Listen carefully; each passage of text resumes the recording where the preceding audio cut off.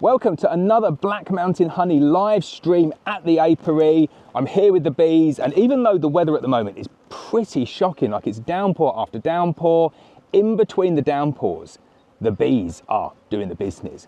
Filling the supers up, filling all of the boxes up, growing really, really well, expanding nicely. I've got a few jobs to do in the apiary today. I need to check on a couple of drone layers that I potentially want to change out. I want to change and move out some of these Payne's Langstroth extension boxes and polynukes and put them into the Abello Lyson ones that I had planned for this apiary. You can see I've done 4 of them over there already, and I've just got another 3 to do today, and 1 missing that I've got coming in the post soon. I'm going to have to try and retrofit that fancy paintwork that's on those ones up there, but I'm sure we'll do something nice and fun with those. Going to cover everything in today's live stream though. We're going to be looking for queens, we're going to be looking at laying patterns, we're going to be looking at swarm cells, looking for space, everything that I would normally do on my weekly inspections, try and get my words out there. I'm going to stick the camera back on the tripod, I'll get my veil up, let's have a look and see how the bees are getting on. So it's crazy dealing with the weather that's going on at the moment. Very, very strange weather. When I was doing the ones over there, I got caught in a really bad downpour. Absolutely drenched I was. And I've only just about dried off from that. So hopefully the rain stays away. But looking around looks pretty good. I don't think we're in for too much of a shower. I'm going to try and keep these inspections to around 45 minutes to an hour. So I'm going to be a little bit quicker than I was previously, although I do need to swap out some of the boxes. And the reason for swapping out the boxes, like these extension boxes here, they're good for overwintering nukes, but I've not got any excluders for them. And if I want to turn the bees in this apiary into honey production colonies, they need to go into beehives and earn their living that way, as opposed to just constantly being split off to make nukes. I had a message from a random lady on Facebook the other day saying, I work for a company called Cleaning Supplies for You, and I think you might have recommended us on social media the other day. It's so weird, because you recommended our gloves to people, these gloves here, brilliant gloves, and we sold out. We've had absolutely tons of orders, so they're just saying thanks for the recommendation, which I thought was quite nice of them.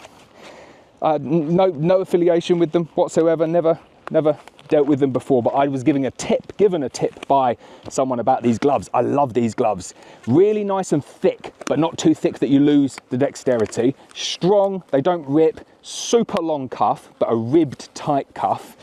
And that's about it. They fit really well. I'm an XL, and they're a little bit small on me. I'd like an XL and half an L, maybe. That would do for me. Right, let's get into these bees.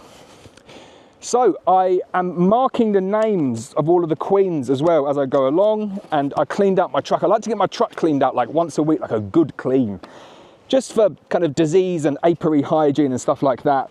And whenever I do it, I take everything out, and then for weeks I'm coming back into the apiary and I've not got the stuff that I need. So I've not got my pen, which is a bit annoying.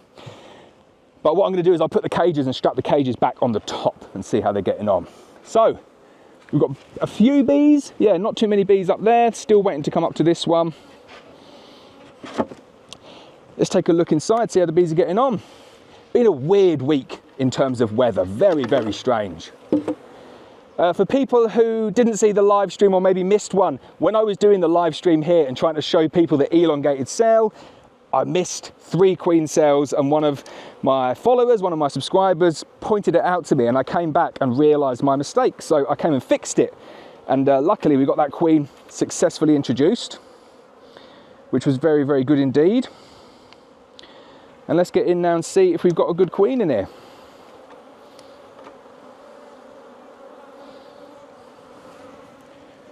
So bees are looking good in there. Remnants of brood, I can see eggs in there as well.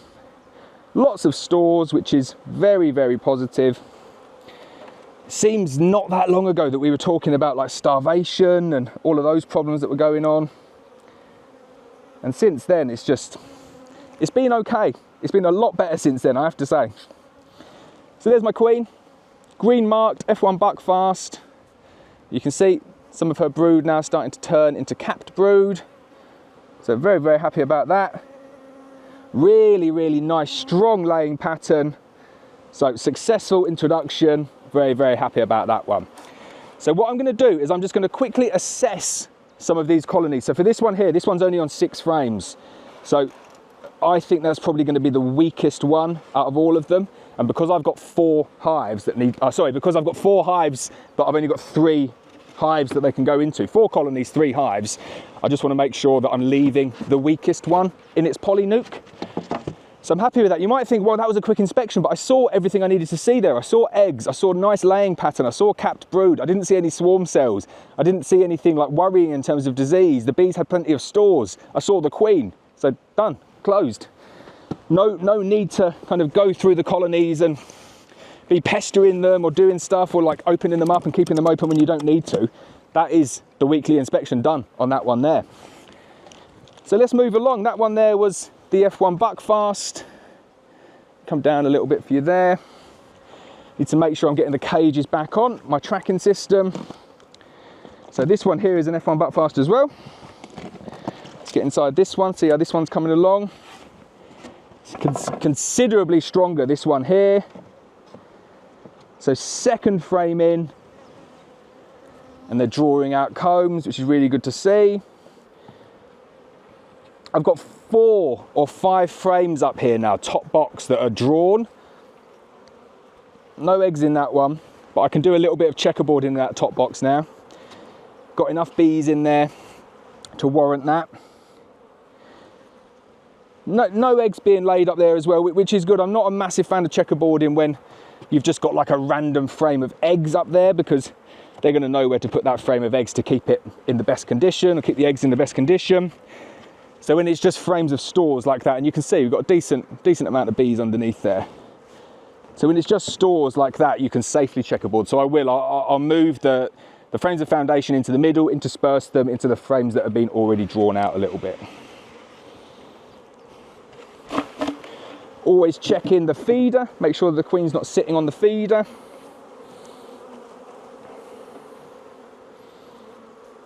I know I showed you this last week.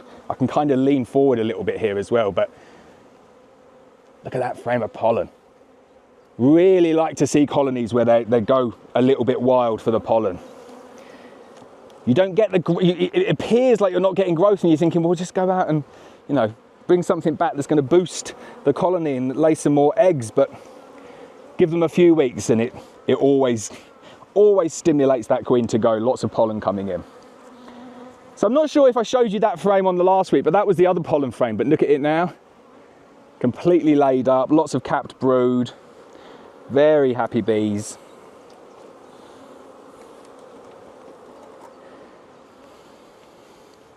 And again, frame next to it, brood in all stages, really nice. So not seeing the queen in here, and I could close this colony up now, but I will persevere with this one just to see if we can see that queen. Right, so it's made my mind up on this one. It's definitely bigger than the other one. That's kind of like my benchmark. If it's bigger than this one over here, it's going into a beehive. So we will transfer this one over. So the way, whenever you're transferring things over, the bees will always get like a little bit confused, and they'll try and go into the size of hive, the shape of hive that they're used to. So you need to be quite quick, and you need to just kind of get all of these done as quickly as you possibly can. So I'm just going to move the camera back a little bit so I can kind of film all 3 of these in one shot. So these 3 hives here, kind of 1, 2, 3, they're going to be the 3 that I put into the hives. And I'm going to do it by stacking that box up here, I think. Yeah, and put it up there to start off with. And then I'm just going to put the new hive in its position. And you want to work quick, because the flying bees will now go back into the adjacent hives. And I'm not too fussed, because this is a super strong hive and the one next to it isn't quite as strong. So not fussed about that. But if they were small little hives, you'd want to almost do it. Take all of the 4, oh, there we go, it'll be fun on live. All of the 4 nukes off at once, and then just put all of the 4 hives back on. Nearly twisted my ankle. One of the things I love about the Lyson hives and these stands is the way they stack in, like completely stack into the wood bits that go across. Right, so I've got my new hive on, obviously Langstroth, so it needs to be the cold way. Cold way means the frames are like that. Warm way means the frames are like that. It's a bit of a bugger actually, because I love the warm way. It's one of the good things that National's got going for it. But what I like to do whenever I'm moving things over, and again, beautiful frame of drawn out comb there, a little bit wild. But what I always like to do is I like to find the queen before I start moving frames over, because then if I can't find the queen, I've got to start looking in 2 boxes. Where at the moment, I know I've kind of split this into 2 already, but I know that she's going to be in the nuke half of it. If I start putting frames in there, then she could be in any of the boxes. So I'm just having a look down here, going through, seeing if I can find that queen. Should be pretty easy to find. Like, there's no signs of any swarming in here. There's eggs, so she was definitely here kind of like a few days ago. But I reckon she'll be in here. I love it when colonies get to this size where you've got like 3 or 4 frames, like completely capped over frames of brood, because they are a couple of weeks away from like massive expansion. And that's where beekeeping gets really fun, when the bees expand at a rapid rate like that. And I'm not too fussed about swarming at this stage of the year. Like, people have maybe misquoted me a little bit on the solstice and not being fussed about swarming and stuff, but the summer solstice is the signal to the queen to stop laying quite as much. But then you've got all of the brood to emerge that she laid at the height, so you don't really start to see a drop in reduction of swarming until maybe 3 or 4 weeks after. But these are little baby nukes. These aren't big, strong colonies, so I'm not really worried about any of these swarming. They've got loads of space. Right, I can't find the queen. So I am going to just do what I just said not to do here and start putting them in. I'm going to do a little bit of checkerboarding just with the mature frames and the slightly drawn out frames. They're the ones that I'm going to go for, because that gives the bees, the queen, really good access to lay. I'm not going to go aggressive and mess them up too much with frames of foundation at the moment, because that will confuse them a bit too much. They'd probably cope with it. But this way, the fact that I've got lots and lots of nice frames of drawn out combs, that queen is going to be really pleased. So I've not looked properly at all of the frames up here. The queen might be up here, so I'm just checking to see if she's up there as well. Just taking 1 frame from 1 box, which is a nice frame of brood or frame of eggs, and then interspersing it with 1 frame of drawn out comb. If you've only got foundation in this stage, I wouldn't intersperse it with foundation. It's a bit too aggressive when the colony is not big enough to cope with it. If you've got a huge, if this was completely full to the brim, ready to swarm, then you could get away with that kind of aggressive checkerboarding.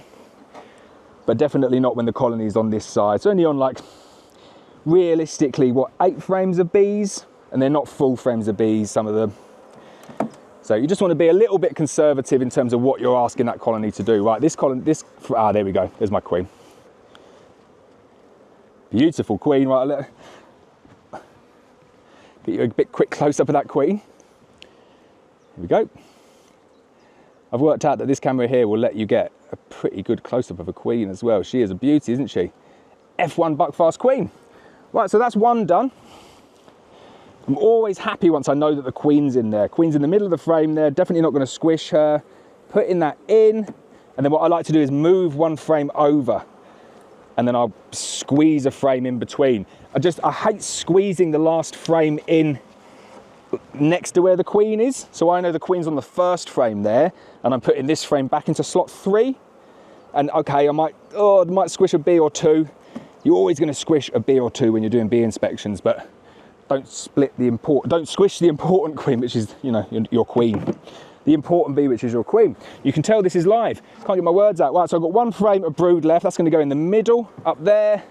And then I'm just going to kind of pack it out with the best looking frames that I've got up here.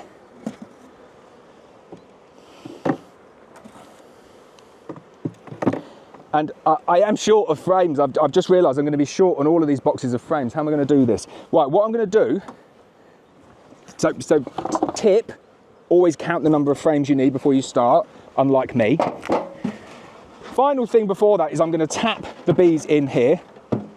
1 tap, get them all out. And I'm just going to go and put the nukes back out of the way so they're not getting used to that sight. So I'm going to be 9 short. Yeah, okay, we'll do this anyway. So this box here was kind of empty. It didn't really have a huge amount going on in it. And I've got 8 frames in there. So I'm just going to pinch those frames, because that one, it was taking its time, sweet time to get going anyway.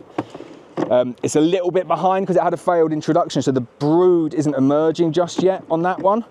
And then I need to go and get another hive for that one anyway, so the timing here has worked out pretty good. Right, so let's put the roofs back on, put the cages on, so remember which one's which. These are both F1 buckfasts. But a really important thing to do is always check your entrances like that. I'm hoping the audio was okay there and it's not just turned itself off and turned itself on again. Not having luck with audio, am I? I like to keep this on basically the fully open setting, so I'll keep it like that. Now you can have it like out or in or whatever. I just like to keep it as open as possible this time of the year. It gives me like a little bit of flexibility for later on in the year. You can in fact just kind of do it like that.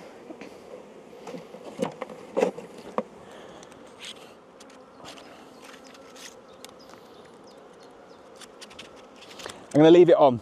I normally do it another way like that, but I don't want to lose it. I just want to get them in. So let's just focus on getting them in. I'm still 1 frame short in there, aren't I? What am I doing? I genuinely can't count today. There we go. Right, so that's one hive completely done. Now you might ask at this point, should you feed? And I wouldn't. You saw there's a good flow, there's bees coming in, coming out, everyone's happy. So you don't need to feed. And why would you feed if you're gonna risk contaminating stuff? I said this on the live stream the other day, I can't remember ever feeding like after the middle of April before. That's not really what you do in beekeeping. And if this is your first year and you've done loads of feeding and you're thinking, wow, you have to feed bees a lot, then it's not normally like this. It's normally the bees will just about take care of themselves and you only need to feed maybe, like not even in the spring. You don't really need to feed in the spring a lot of the time. And then you feed once in the winter, like a big heavy feed. So that's that done. Ratchet straps, I wouldn't keep bees without ratchet straps. I love them. Everything's safe. Like I know, if we got 80-mile-an-hour winds tonight, this beehive would be fine. There's going nowhere whatsoever. You've got splayed legs, everything's strapped down. Really, really good.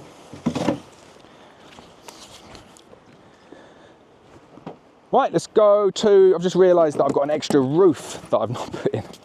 Organised, eh? Oh, well, I hope this is enjoyable. This is real life beekeeping. This isn't kind of polished YouTube beekeeping where you see all of the fancy bits and it's just like 8 minutes. This is the graft. This is the real thing. Right, got an extra roof on that one. Keep that there for the time being. I'm going to do this one in a slightly different way. So I will do it, where shall I do it? I'll come and do it at the front so you can see. So this one I'm just going to lift the whole hive up and out of the way. And I'll just put the new hive directly into position. Get the straps sorted. And then try and kind of lure all of the flyers in. You can see them congregating already. But if I can get them going in straight away and I can get that queen in there kind of as soon as possible, hopefully it will avoid any of the drift. There we go. If you've never seen these Polly Langstreth hives before, disclaimer, I do the social media for a bellow, but they are really good. Brilliant, brilliant hives. Just rock solid, work together really nicely. They just feel good and strong. Right, so the top box here is again looking really nice. So you can see bees up in the top box. I just need a place to put this top box. So what I'll do is I'll take the floor, the roof, turn it into a floor, and then that way I know if the queen was in that top box, she can't actually get out anymore. I'll show you down because there's quite a nice little nuke down there. There you go, you can see it. but I'll pick the frames up and then I'll show you the frames as I take them through. So just shaking off the feeder. Hopefully we find the queen straight away, but I think just to speed things up, I'm just going to do frame at a time. I'll show you the frame first. I'll have a quick look and then we'll just pop her in. And we won't checkerboard, we'll just go one frame at a time. Keep it nice and simple. So again, nice frame of brood. Really happy with these bees, like the F1 buckfasts, and this colony here is turning into a carniolan, but temperament's brilliant. And it's just so nice to deal with nice, calm, friendly bees. Few drones on that frame there, nothing to worry about. Lots of, no drone brood that I can see, but just a few drones congregating in one corner. Good to see drones. Drones are the sign of a healthy hive in reasonable numbers. If you start seeing 80% drones, then you've got a problem. If you're seeing queens like that, you definitely don't have a problem. That is a beautiful black carniolan queen, really, really good looking. And then just as I was looking on the other side of that frame there, you could see a number of bees doing a waggle dance, which shows obviously that there is a good flow on. And you can almost smell that there's a good flow on. You can see it in the frames. The bees are happy, they're in a good mood. I've got nice heavy frames like that. Really good and heavy. I'll put the heavy frame over to one side there, so you can see I'll put all the brood on one side, I'll put the stores on the other side. What I don't want to do is I don't want to kind of use checkerboarding to my disadvantage by putting frames of stores in the middle. I'd prefer to put frames of empty drawn out comb, or maybe some eggs in them. Put them in the middle, keep all of the stores over to one side or even on both sides. And then that way you're setting up the bees for success. Right, so that's the second one done. Get the rest of the frames in there now. I'll pinch some more of those frames. I know I've got a drone laying queen up here that I need to come and fix, so I'll have to put on my list, I'll have to put a few more frames just to fill in the gaps. But if you find yourself in this situation where you've not got enough frames to fill the gaps in a beehive and the bees and the colonies are like this, really not the end of the world. All you do is you just come back the next day and fill in the gaps. Bees aren't going to do anything in that time. Got a few bees hiding in the feeder there. And again, one good tap here. And the farmer, the farmer is driving past. I really hope he can get through. I don't think he can. Right, so that's going to be very, very good fun. Oh, we can get through. Can you get through? Come. Yes, I've not got to stop the live stream. There you go. That is real for all bee farmers out there. You are going to completely appreciate that. Top man.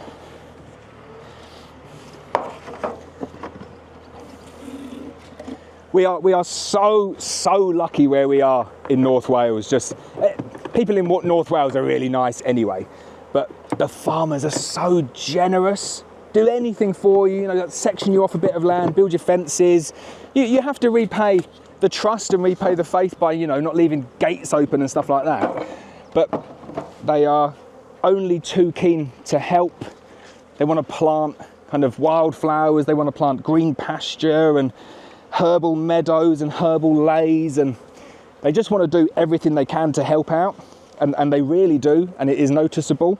And I'll tell you what else is noticeable is that big massive black cloud behind me. This is exactly what happened yesterday or the day before when I was doing this, that it started off so brilliant and I thought, well, this is the time to get in and do my work, and then within an hour it was carnage. Right, tap the rest of those bees outside the front. It might look aggressive what I'm doing there, but I'm making sure that I'm not squishing any bees, and then all that happens is the bees just fall off into the air and they'll fly back in. People say, oh, you should use a bee brush or you should use a feather, and I tell you what, I've never get on with a bee brush or a feather, and all that happens is that you just squish loads of bees. So, you know, you've got to do what works for you, and I found what works for me is tapping the boxes like that. And I want what's best for the bees. I don't want dead bees. Dead bees just means they're going to get angry and they're going to attack me.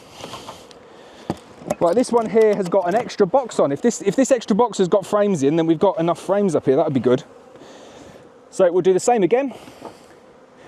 You can still see me. I trip it. We should have a sweepstake. How many times I trip up? Somebody else said that they should have a sweepstake on how many times I say F1 Buckfast Queen. Definitely say that one a lot. But we do use a lot of F1 Buckfast Queens, so kind of got to roll with that one. Right, let's see what we've got in the next one. Hoping that audio's good. Here we go. I do think over winter, when it gets a bit softer, this ground, I'll here with, yeah, I've got framed something to like level the ground out a little bit with. It is it's a bit intense, the ground. Oh, it is disconnecting the audio. Why is it doing that? Jeez.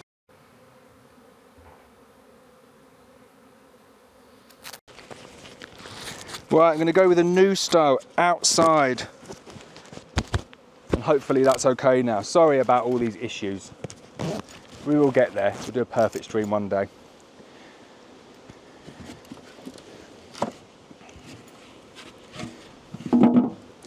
Right, so this colony here, probably the weakest one I think out of all of them. Definitely the weakest one. Right, so I might actually even scrap this one and go back to the first one and put that one in. Let's have a quick look what's going on with this one. Might just be that they're a bit quiet, not wanting to come off the frames. Oh no, there's a decent nuke in here. This is good.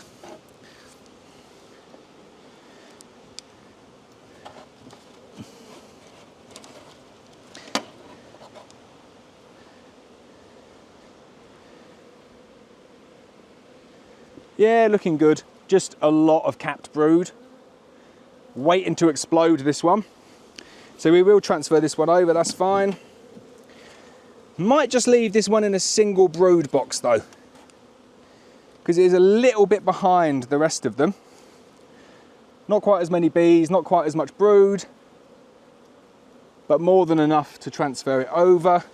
For me, this time of the year, I'm always erring on the side of an early transfer. Do this in April and it's like the complete opposite. You can stuff a colony, you can compress a colony down, and you can really push them far without them swarming. There we go, there's my queen. So we're good. Actually, surprisingly dense, the amount of brood that's in here for a colony that's not got that many bees. So I'm happy with that. That's like 3 really big frames of brood there, so this colony will take off quickly. And then I've got a frame of stores there.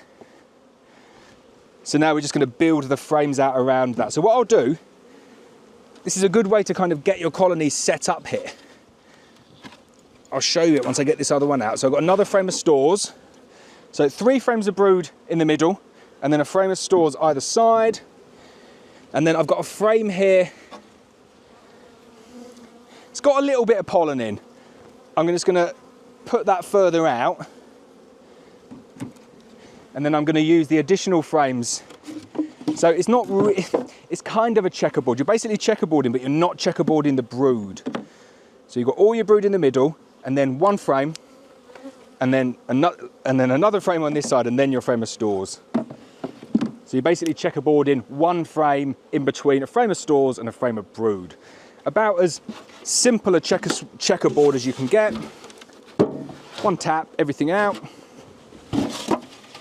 Tidying everything away as I go, as best as I can, trying not to trip over.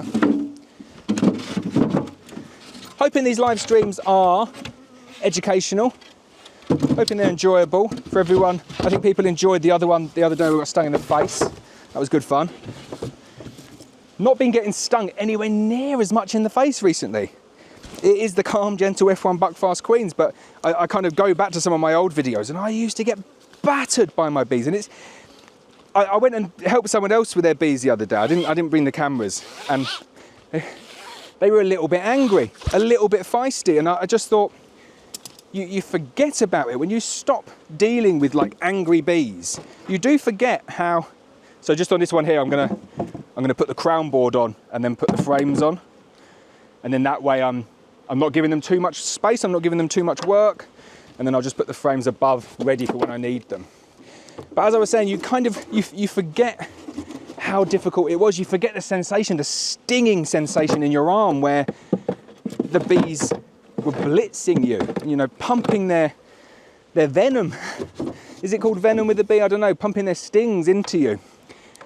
And it hurts. And I always remember the taste in my mouth. That's what always gets me if I get stung a lot. And I think other people will appreciate this. You get this kind of almost like metallic taste in your mouth, and it makes you feel like a bit nauseous and a bit sick. And it's probably not a good thing. It's probably like the early stages of anaphylactic shock. But luckily for me, I don't get too bad a reaction with stings. It's never that bad. But I was doing these bees the other day, and I remember, and I thought, I can see why I nearly quit beekeeping now, because they were so horrible and so aggressive.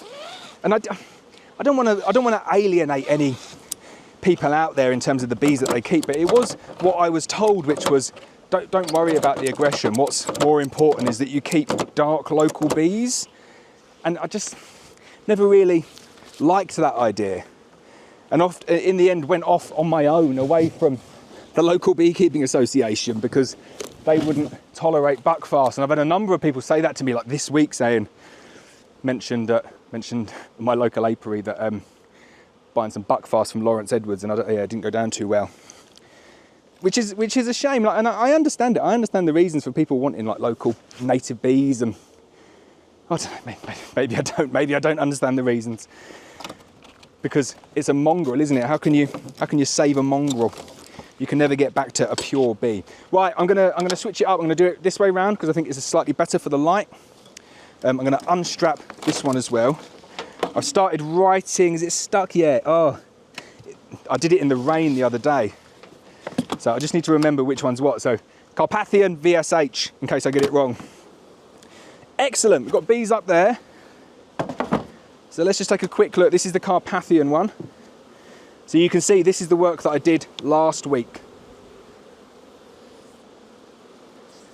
Bees are drawing out the combs nicely. Should be able to see it really nicely there in the sun. I do love a summer's evening inspection. There's nothing quite like it. End of the day, you've done all your jobs, looked after the baby, and you come out and you're checking out your bees and seeing how they're getting on. And it's even better when the inspections go well and the bees haven't swarmed and there's nice frames of brood. Oh, there's the queen. So there we go for it. Good, well done for anyone who spotted it first time round. There's the queen on there. So that's as good as an inspection for me. Don't need to see anything else, because I'm confident in my queens, and I'm confident in if you're getting good quality young queens first year, if they've got space like this, they're not going to swarm due to space. And if they're going to swarm before that, you don't want the genetics. So I don't lose many swarms now. I do obviously lose some swarms. Anyone who says they never lose any swarms is lying. But I'll limit my management, and I'll try and make my inspections a little bit smarter. If you've got big heaving colonies on 3 supers and 10 frames of brood, and there's no swarm cells, then I'm doing a demarré split. I'm doing something before they get to the point of swarming. And if I've got a colony like this that's on 18 frames, it's got 18 frames in it, but it's only on 8 frames of bees and 4 frames of brood and loads of frames of foundation, I don't even really need to come in and do an inspection. You could probably get away without even doing an inspection. But I like to come around and just check that everything's still okay. I like to come around and check to see that the bees are still here. The main thing, really. And obviously for me, I've got to come and do some videos, haven't I? So looking good in this one as well. This is one of my favourite queens, this VSH queen in here. We've been selling a huge amount of VSH queens. And I like the idea behind the VSH, I really do. And I think it's a good idea just to give the bees that additional help in terms of these queens' daughters' proven behaviour to clean out mites. But I don't think it's a case of, right, let's just buy a VSH queen and then not treat, especially not in the first year. Like if you're requeening a colony, you've got to give it a full season before you get to the point where you can trust the bees in there are 100% daughters of the queen. It's definitely going to start raining. If you see me run off ducking under a cloud, then we'll call it quits on the stream. But this colony looks nice. They're drawing out frames down here. That's a lovely frame. I'll show you this frame here. Or don't ever waste a frame like that, which is a perfectly drawn out frame with nothing in it, like literally empty, devoid of anything. That is a really valuable frame, and I'll show you where I'll put that in a minute. Let's just quickly find the queen, see if she's in here. Nice frames of capped brood, double-sided. I'll come round and show you that one, why not? There's a good frame of brood.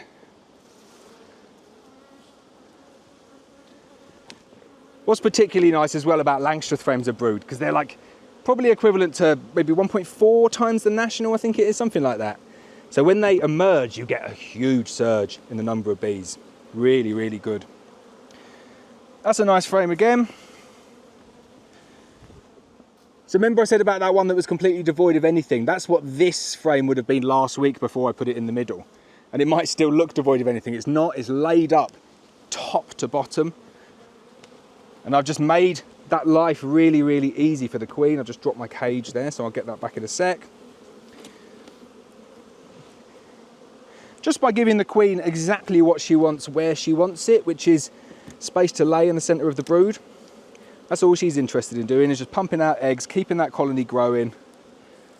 Another lovely frame of brood there. And as I said, I'm not too fussed about finding the queen. I like to show people on the live streams the queen. We're live streaming to a lot of places again. We're going to Facebook, to Instagram, to Twitch, to YouTube, and to Twitter all at once. We've probably got about 6 people watching in total, but we are live streaming to 5 different platforms all at once, so you never know. You throw enough beep, some of it might stick. That was the Laurence Edwards certified censoring I had there. So what I'm going to do with this frame, I'm not going to find the queen in this one. I'm just going to take that frame of drawn comb, and that is going in between my 2 most mature frames of capped brood. And for anyone who's like super observant, have a look at that. Yeah, that is next to that frame there. So it's 4th in from that side, and it's next to an older looking frame. And I bet you it's laid up with eggs next time we come back, or capped brood. Right, just getting my cage back. I do have some nifty pins. I've gone through so many different methods of marking hives, so I know what queens are in them and notes and stuff. And I bought some pins with like some metal numbered discs. And I thought, this is brilliant. This works really well because it was like a removable. You can like move the numbers round as you move the queens. And just came back one day and they just all blown off. And I lost all my records. So I am back to writing things down on like with an oil-based pen. And cover it in paint when you don't want it anymore. Right, these 2 here are F1 Buckfast. I think this one might be the drone one that we need to replace. Let's move that camera. Take a look.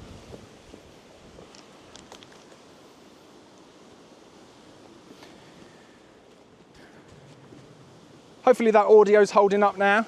I think it is, yeah. Sorry about that blip before. Oh. If it's a drone layer, it's a very strong drone layer, this one, especially if they're downstairs as well. Wow, it's a good one. Let's have a look though.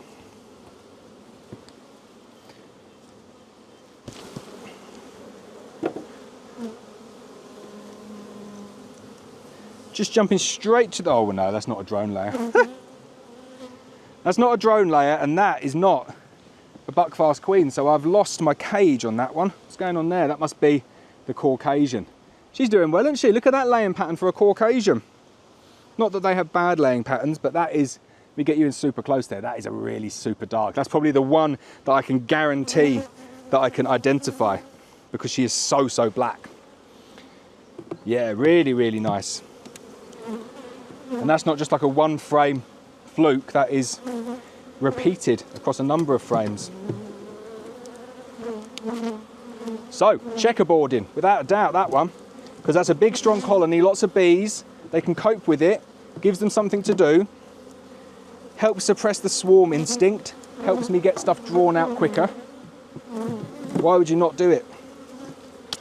That's it, inspection's complete. That's the biggest colony today in the apiary, because that bottom box was basically full. I wonder where I put that cage. I've even written on the front F1 Buckfast, because when I moved them over I wouldn't have seen her, but that's the Caucasian. I'm going to go back. I'll tell you what, anybody who wants to swat up, you can go back on the channel member videos and you'll be able to tell which one that is. It's the 7th in from that side. Bet you it's a Caucasian. Right, this one must be the droney then. Let's have a look.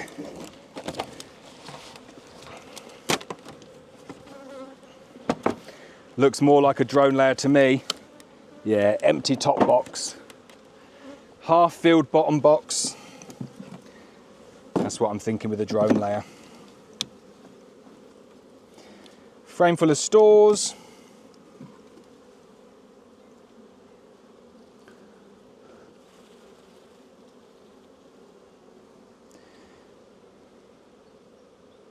It's a bit spotty. It's not terrible, you know. He says, right, definitely a drone layer.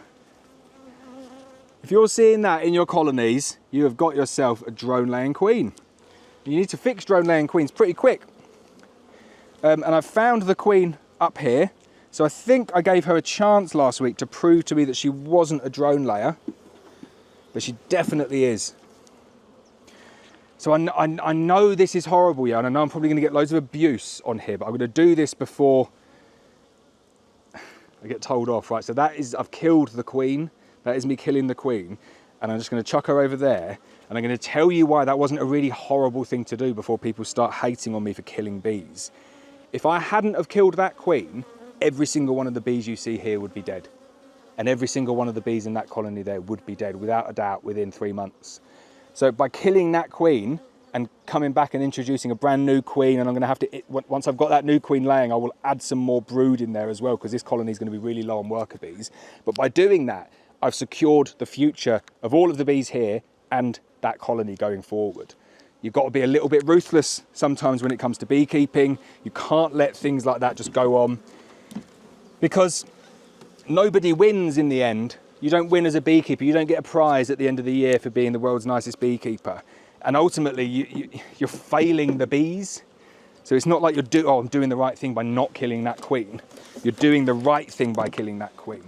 And the responsible thing, because if you don't kill the queen, I'll tell you exactly what will happen as well.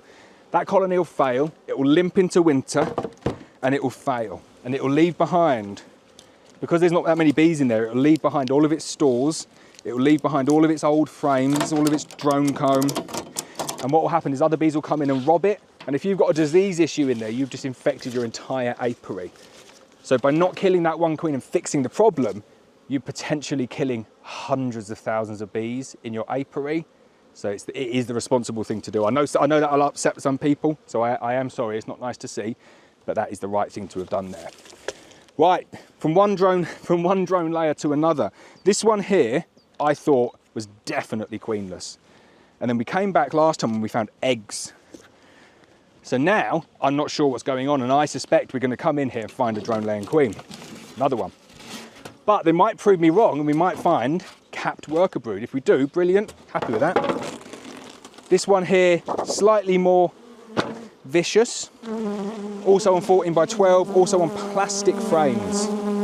So lots of different things going on with this colony here. Still not drawing out the frames, but to be fair, there's not really enough bees in there at the moment. I think I've just spotted some drone brood, brilliant. Drone brood. So we've got another drone layer. And that is a natural mating, that one as well. And you're going to get that this year. The weather's so bad. Like my success rate has gone from maybe 65, 70% to 40s.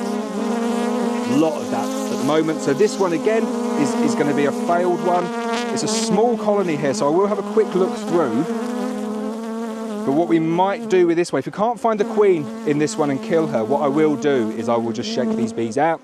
All of the bees will go into other hives around here. I'll completely move the stand, and then I'll just clean up and recycle these frames, which at least that part of the frame recycling is quite easy to do. Never seen the queen in here, so it could could be laying workers, but you'd see laying workers. You'd see the multiple eggs in the cells. You'd see the eggs not all the way down in the cells, just kind of sitting on the walls. So I do think it is a drone laying queen in here. It's definitely a drone layer. Definitely full to the brim with drones. Never nice that. Worst thing in the world when you go into a colony, you find eggs and you think, oh, got some eggs. We might be onto a winner, and then you find drone brood. Right, so can't find the queen. So what we'll do on this one is we'll do a shakeout. And let me just move everything back a little bit so you can see exactly what I'm doing here. You need kind of like a bit of a far away view of this one. So a shakeout like this in an apiary like this works pretty well. The really annoying thing is that they're all going to go next door into the other drone layer, but that's fine. So all you're doing, you're just shaking all of the bees off into the air is the way to do it. And you'll see they're coming back now. So that shows you first not how to do it. If you shake them off like that, they'll just come back into the air. So what you want to do, they'll come back into the air, come back to your hive. So what you want to do is take the hive away, completely remove it. But not only that, remove the stand, remove just everything. You want to completely confuse these bees so the bees have got no idea what's going on. Right, so this stand can come up here, that can be your new home. Completely out of the way. And then at this point, you get your hive. And I know I'm standing right in the position, but you just shake all of the bees out. You can lay the frames on the floor. They're all just going to get scraped back. I'll reclaim the wax if I can. I don't want to take any of the bees back with me, so I'm just shaking everything out. And that is why live streams are brilliant. So did you notice the massive mistake there? Full to the brim with syrup, that feeder. Should have checked. Doing stuff in a rush though. Right, so that's all of the bees out. And then I'm going to put the frames back in over here. You can see them all going back to it. They're not stupid, the bees. They know where they want to be.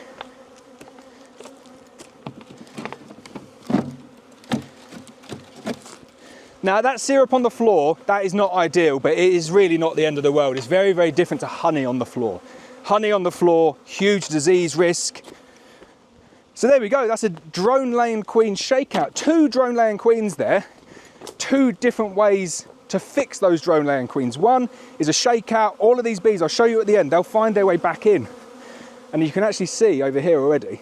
See that hive there? This is the other way. They're trying to get back in there, and they'll just beg their way in there. They'll be quite happily going in there.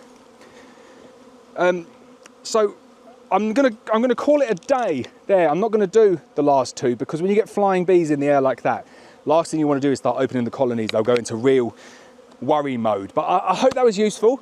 Always fun doing these live streams, always something completely different. 2 drone layers there. I need to bring one new queen up to re-queen that one, and we've shaken one out.